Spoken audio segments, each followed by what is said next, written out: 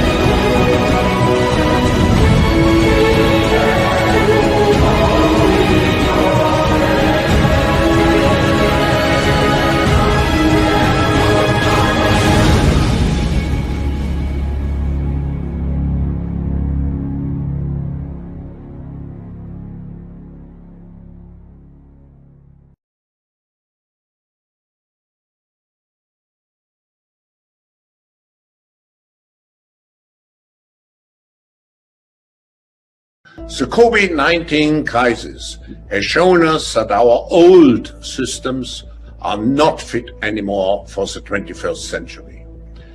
It has laid bare the fundamental lack of social cohesion, fairness, inclusion, and equality. In short, we need a great reset.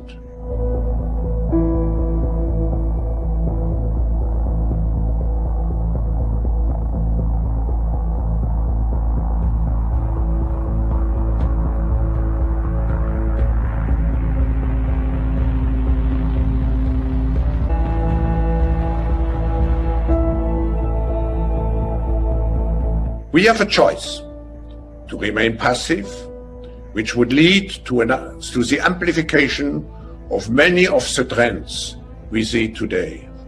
Polarization, nationalism, racism, and ultimately increased social unrest and conflicts. But we have another choice.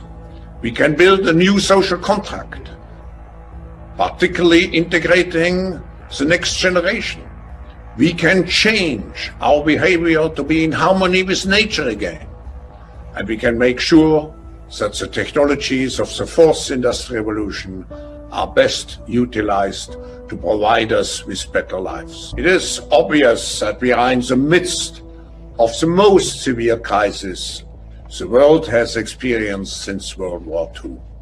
75 years ago, countries and people came together to shape the post-war global order, which brought us decades of peace, which brought us decades of peace, which brought us decades of peace, increased global cooperation and prosperity,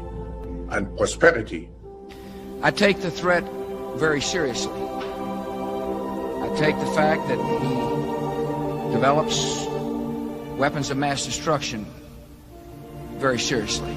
Bush's deadline for Saddam Hussein to leave Iraq, that U.S. warships and planes, there were F-117 stealth bombers involved, launched the opening salvo of Operation Iraqi Freedom. The attack came in waves, cruise missiles, followed by the F-117 stealth bombers with so-called bunker-busting bombs. Their target, a bunker believed to be sheltering what are called top leaders of the Iraqi regime. Now, this is what it looked and sounded like in Baghdad. It was this short, and this is what happened. And this is what happens. And this is what happened.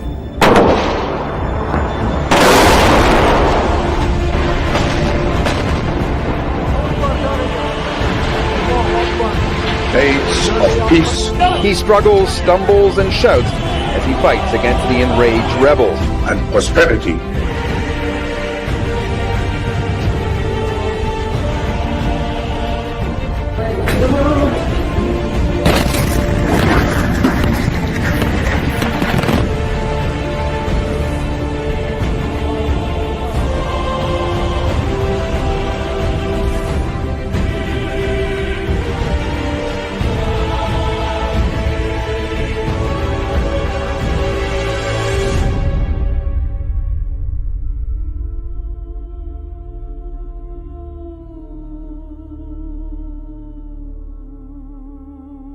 Now is the historical moment, the time, not only to fight severe virus, but to shape the system for the need for the post-corona era. But do you ever stop and think if what you do is sustainable? And do you know what sustainable development means? Sustainable development is to make the world a better place for everyone now without destroying the possibilities for the next generations. If you wonder if something is sustainable, you can ask yourself, can we do this over and over again forever? And the better systems we create for a fair distribution, the more sustainable we are. This journey ties us together. If we are to win the battle for a sustainable future, we have to play with fair rules that applies to everyone.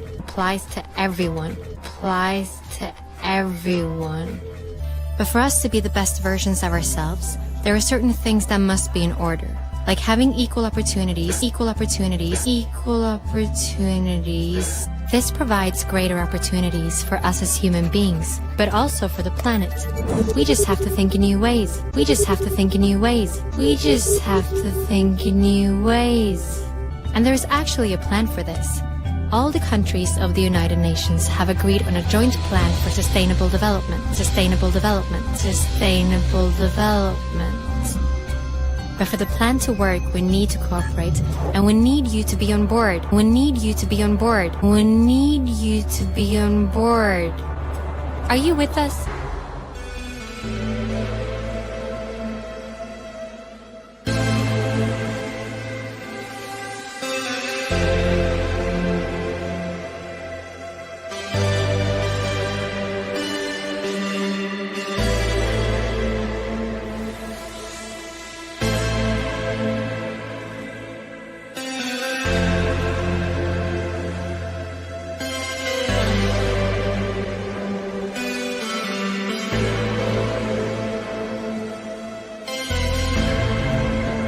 Five different programs.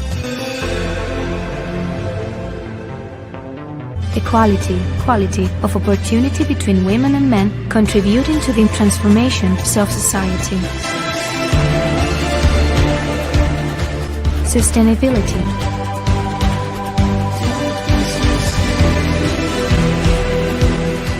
Solidarity.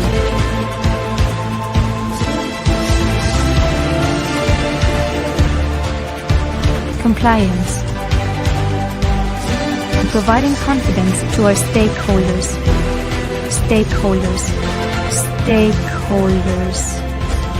We are all 2030 agenda.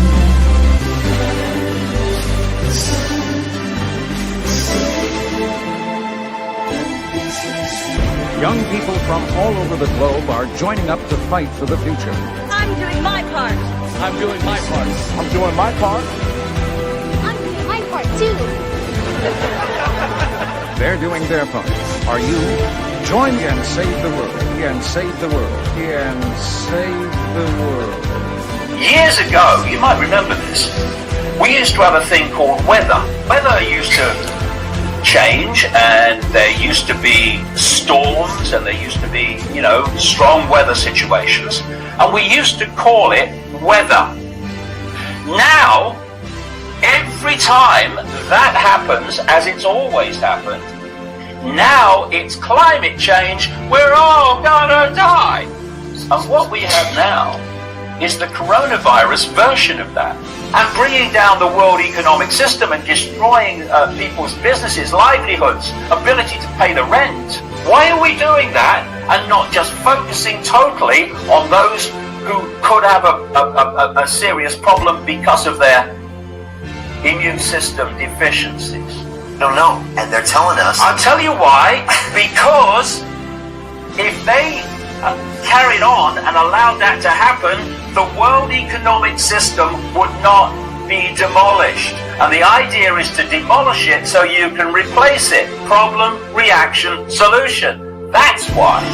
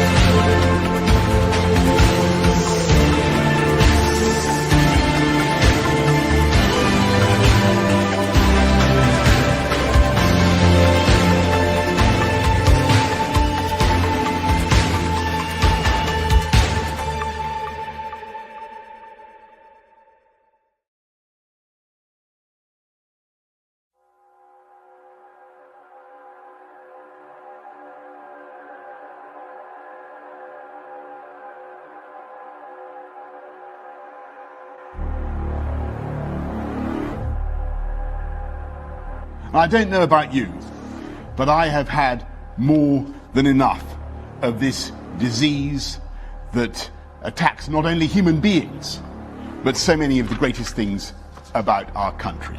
But after all we've been through, it isn't enough just to go back to normal. We've lost too much. We've mourned too many. We've been through too much frustration and hardship just to settle for the status quo ante, to think that life can go on as it was before the plague. And it will not. And it will not. Because history teaches us that events of this magnitude, wars, famines, plagues, events that affect the vast bulk of humanity, as this virus has, they don't just come and go. They are more often than not the trigger for an acceleration of social and economic change. Acceleration of social and economic change. Because we human beings will simply not content ourselves with a repair job. We see these moments as the time to learn and to improve on the world that went before. And that's why this government will build back better.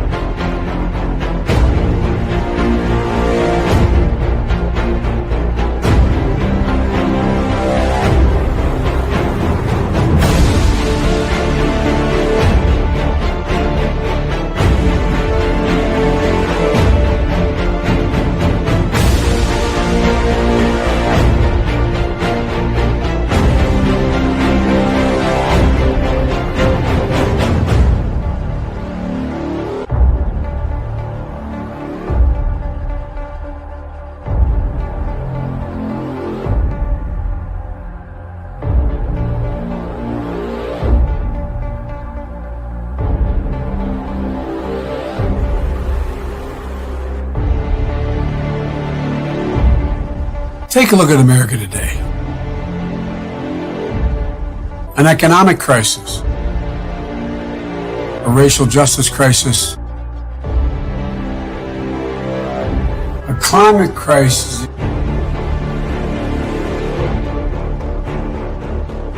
You can't just build back the way things were before. The way things were before. We have to build back better. On the world that went before. And that's why this government will build back better.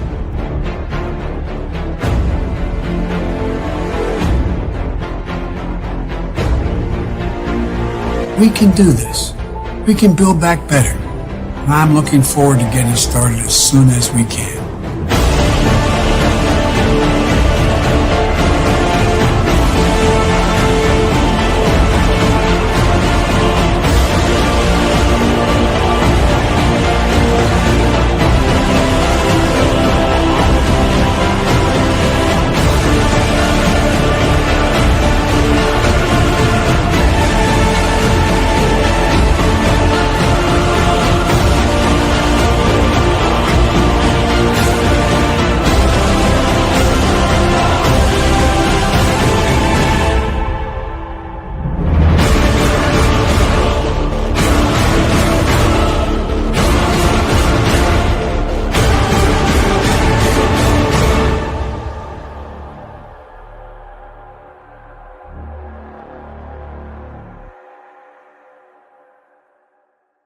Our next guest is already changing the world. Pick for the 2019 paper from the journal Biosciences, co-signed by more than 11,000 scientists, asserted that planet Earth's population must be stabilized and ideally gradually reduced to question the morality of having children at all. There's scientific consensus that the lives of children are going to be very difficult, and it does lead, I think, young people to have a legitimate question. You know, is it okay to still have children? Is it okay to still have children? Documentarian David Attenborough described humanity as a plague upon the earth. I can't think of a single problem that wouldn't be easier to solve if there were less people. We are in the beginning of a mass extinction, and all you can talk about is money and fairy tales of eternal economic growth. How dare you? I must be missing something, because every single thing that happens today is climate change. Kids in schools are being brainwashed. Parents don't seem willing to strike back. Universities fill the heads of their students with global warming rubbish. The corporate world is virtually exercising a form of blackmail. Superannuation funds say, if this particular corporation or that particular corporation doesn't have a climate change strategy, we won't invest. Banks say we won't provide funding for a coal-fired power station. Everything's climate change. The floods in England are climate change. The tornadoes in America are climate change. The bushfires are climate change. It is we who should be terrified and aghast that people of such intellectual dishonesty are in the national parliament. This stuff is damaging, it's dangerous, and it's everywhere. We're in a cultural war. Climate change is the new religion. So they must mean that carbon dioxide's a problem. And the world as we know it will end if we don't do something about it. Hang on. Carbon dioxide is 0.04% of the atmosphere. That is over the whole world. Human beings create only 3% of that 0.04% over the whole world. And Australia, human beings, manufacturers, cows breaking wind, bushfires, are responsible for 1.3% of the 3% of the 0.04%. Is anyone seriously suggesting that we should stand the economy on its head, force up energy prices, damage business, jeopardise employment because 0.04% of the atmosphere is carbon dioxide? Where is there a political leader who'll stand in the public place and say this is unadulterated rubbish and we are damaging our children? Forget the economy. Forget the fact that energy prices will go through the roof if we rely solely on renewable energy. I'm worried about our kids. They're being fed this garbage from kindergarten to primary school to secondary school to university, in the media, in business, in politics. It's a disease. And it seems to have us by the throat. Angela Merkel in Germany has approved an $88 billion spending package, a carbon pricing scheme. Germany are going to tax flying. We are feeding our young people with dishonesty, and economies everywhere are being stood on their head. If we genuinely want to fight for the future of our kids, we're going to have to fight against this intellectual rubbish. And it appears that only a few of us are prepared to step into the ring.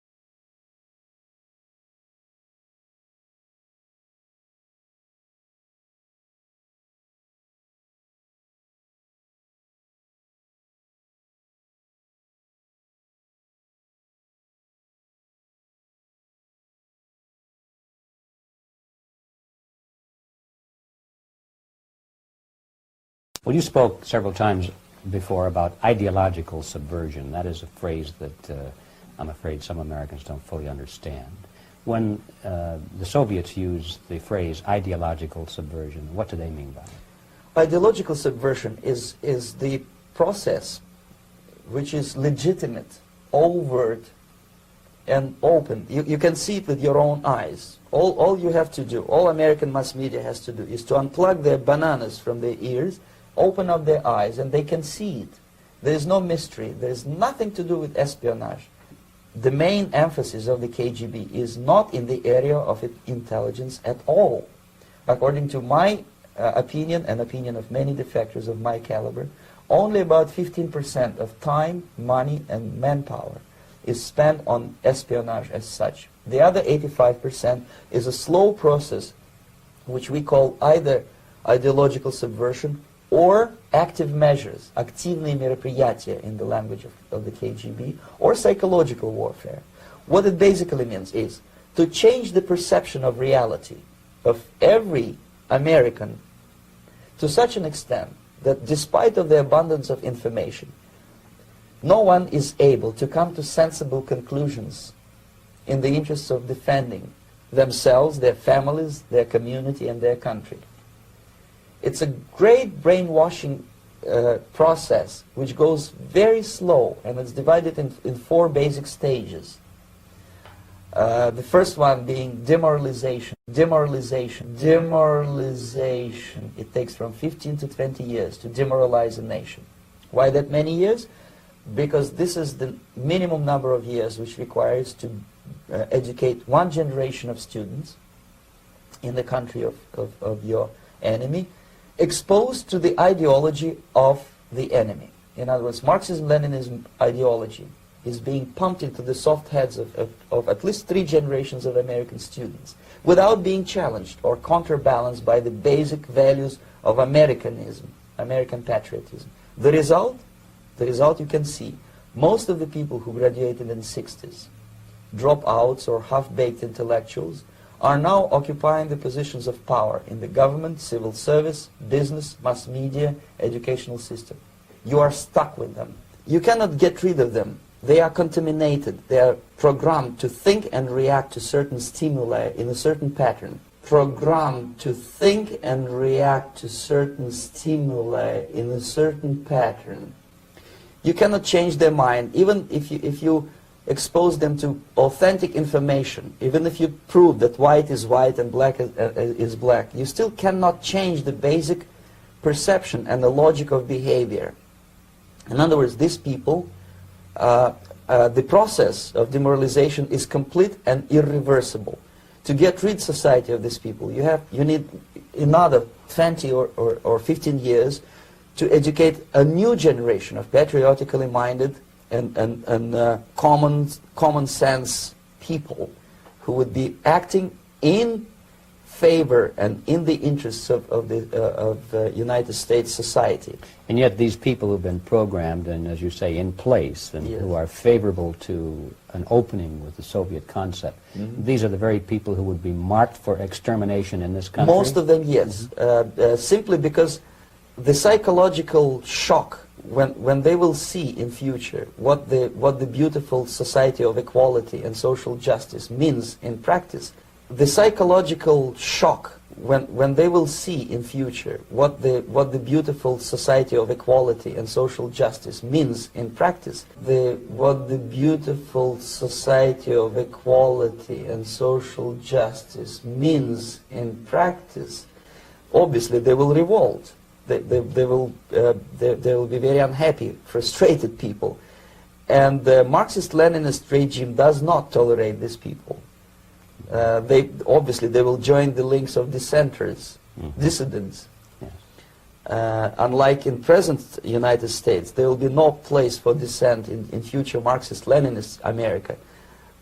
Here you can get popular like Daniel Ellsberg and filthy rich like Jane Fonda for being dissident, for criticizing your Pentagon.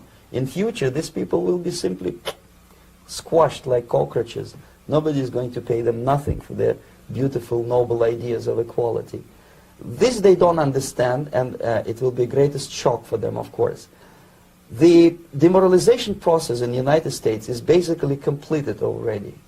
For the last 25 years. Actually, it's overfulfilled, because demoralization now reaches such areas where previously not even Comrade Andropov and all his experts would even dream of such a tremendous success.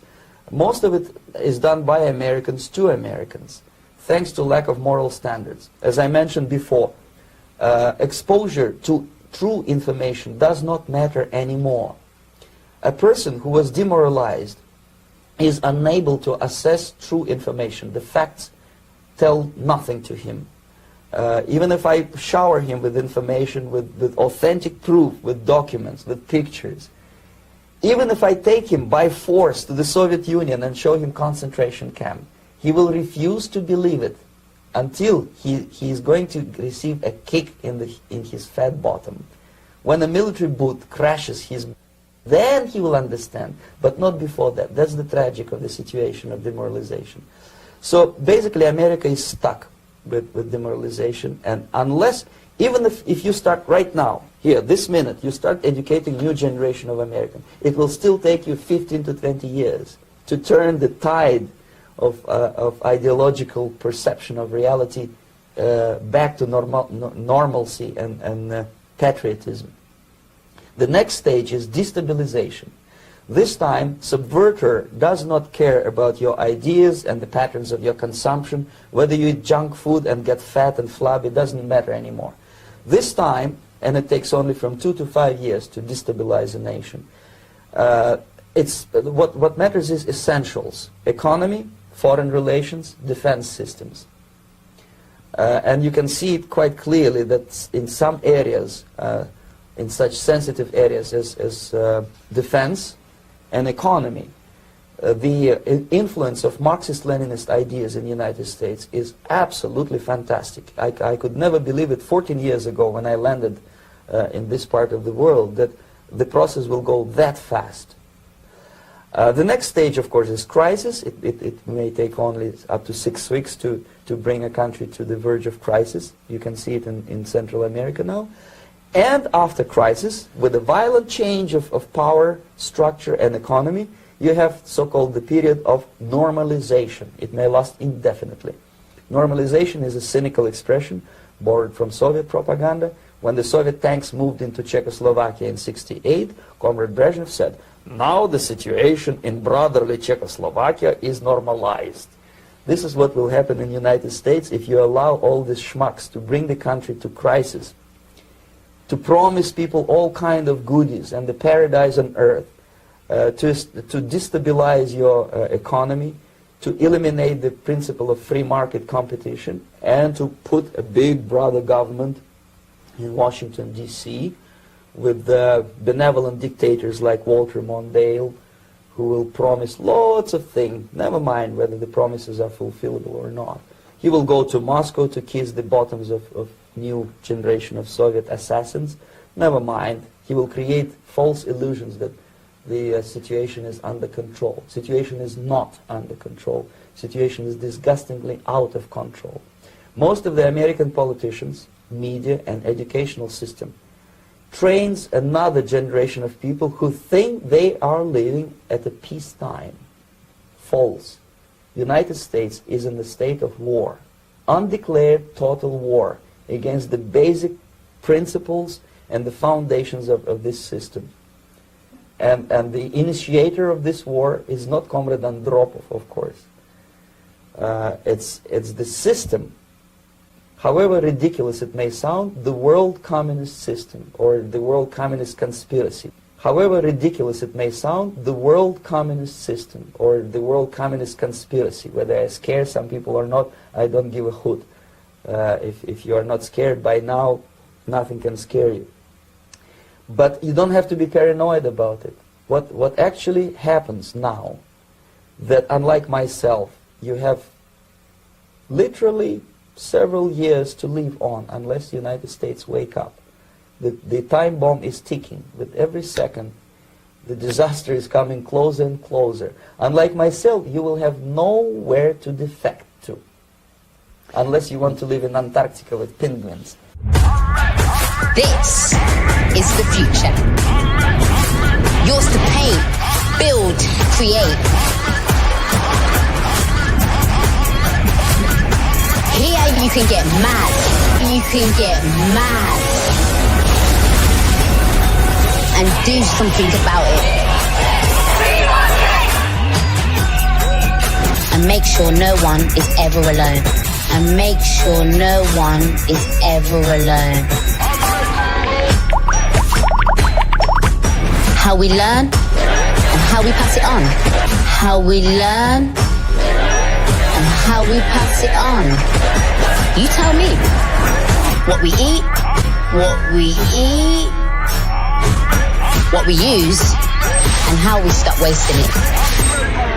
Down to you. This is your chance to explore the issues that matter most. This is your chance to build the future. To build the future.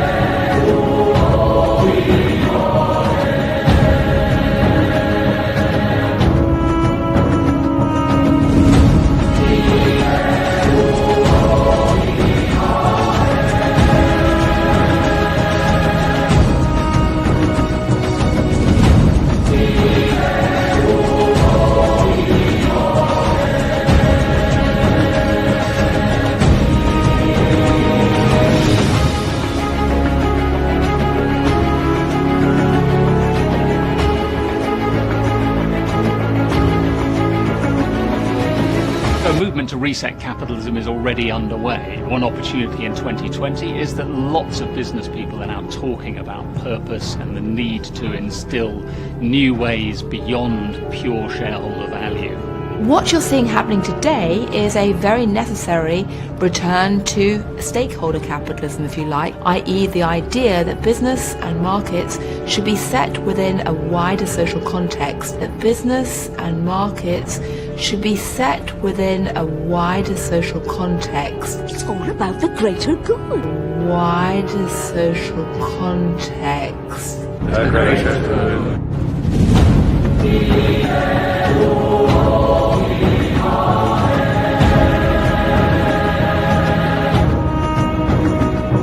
Investors and business executives are people just like you and me. They have children. Those children are skiving schools on Friday to go on strike against the environment. And to go on strike against the environment.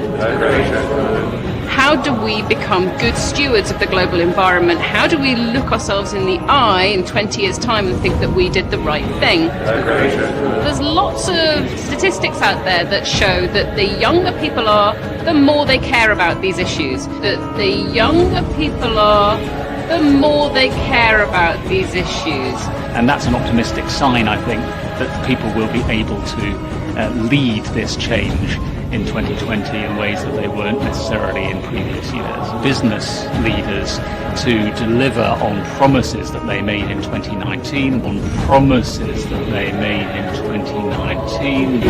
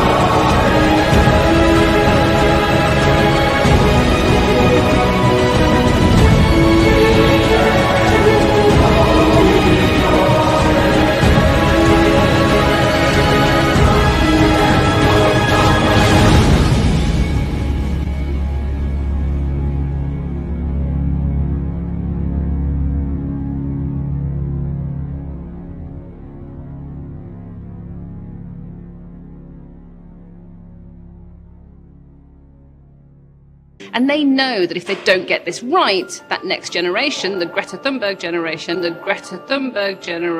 is not going to be interested in using their services. The fear element is pretty clear-cut. Essentially what you have are many C-suites who are waking up and realizing that if they don't start paying attention to stakeholders, they face regulatory pressure, they face consumer backlash, they sometimes face their own protests from their own employees, and they also face potential investor pressure. They face regulatory pressure, they face consumer backlash, they sometimes face their own protests from their own employees, and they also face potential investor pressure.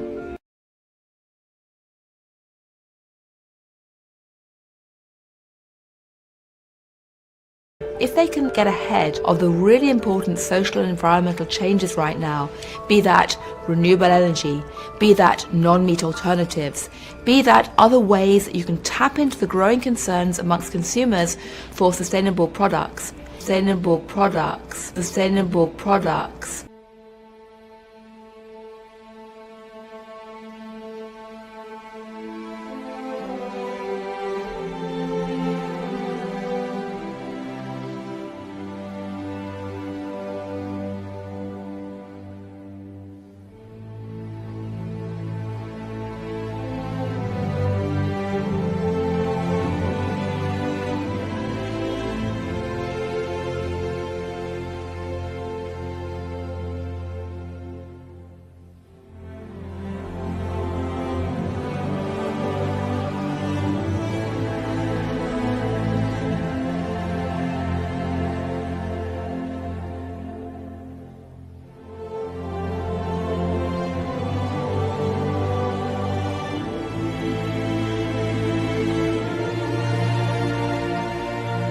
And one is going on right now behind closed doors in England. The Bilderberg Group is a meeting of the most influential people in Europe and North America. Wall Street investors, business moguls, politicians, royalty, they're all coming together and keeping the media and everyone else out. What are they discussing? What are they plotting? Doesn't the public have a right to know? Well, apparently, no. 140 members of the global elite arrived here for a top-secret, hush-hush, off-the-record conference in the English countryside. How's this for a guest list? The head of the International Monetary Fund, former Treasury Secretary Tim Geithner, the heads of Amazon.com, Google, and BP Oil, former General and CIA Director David Petraeus, and what's a top-secret cabal of puppet masters without Henry Kissinger? All of them came here today for the Bilderberg Conference.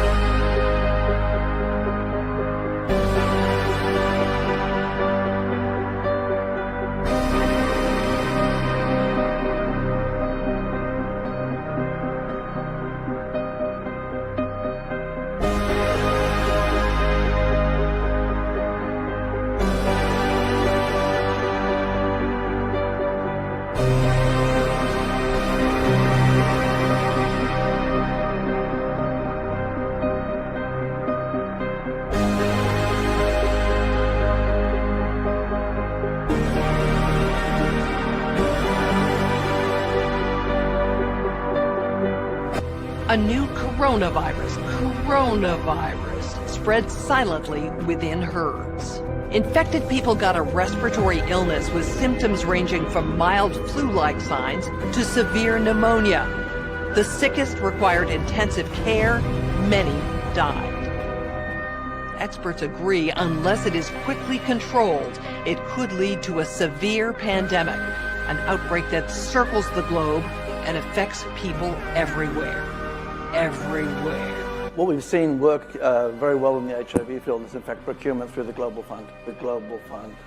So having a centralized mechanism, so financially able to procure on behalf of affected countries would be critical.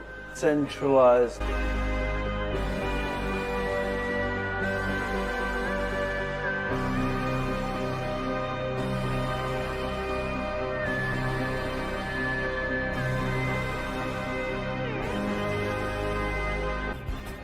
We are not out of money, yet. But the fact is we are trending in a dangerous direction and something needs to change.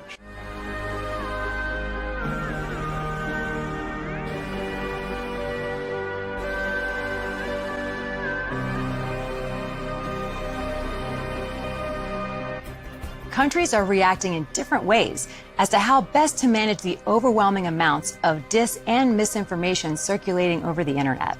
Dis and misinformation circulating over the internet. In some cases, limited internet shutdowns are being implemented to quell panic. The social media platforms have to step forward and recognize the moment to assert that they're a technology platform and not a broadcaster is over. They, in fact, have to be a participant in broadcasting accurate information. I'm wondering whether it's time to talk about this is a step up from the part of the governments on enforcement actions against fake news. The economic turmoil caused by such a pandemic will last for years, perhaps a decade. The societal impacts, the loss of faith in government, the distrust of news, and the breakdown of social cohesion could last even longer. We have to ask, did this need to be so bad? Are there things we could have done in the 5 to 10 years leading up to the pandemic that would have lessened the catastrophic consequences? We believe the answer is yes. So, are we as a global community now finally ready to do the hard work?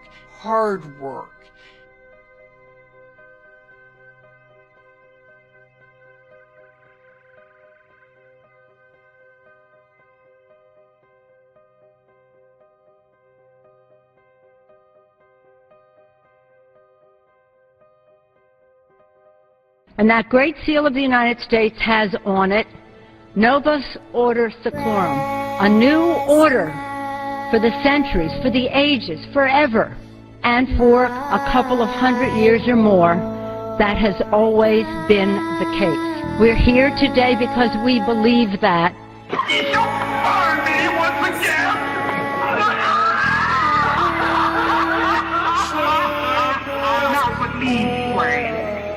Which hither ye have brought from regions where I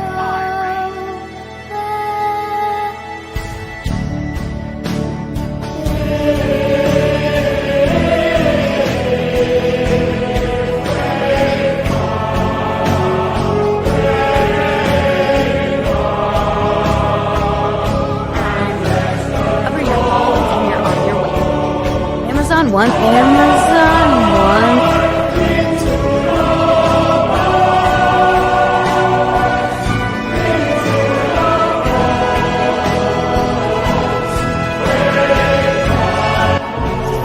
They could not buy or sell anything.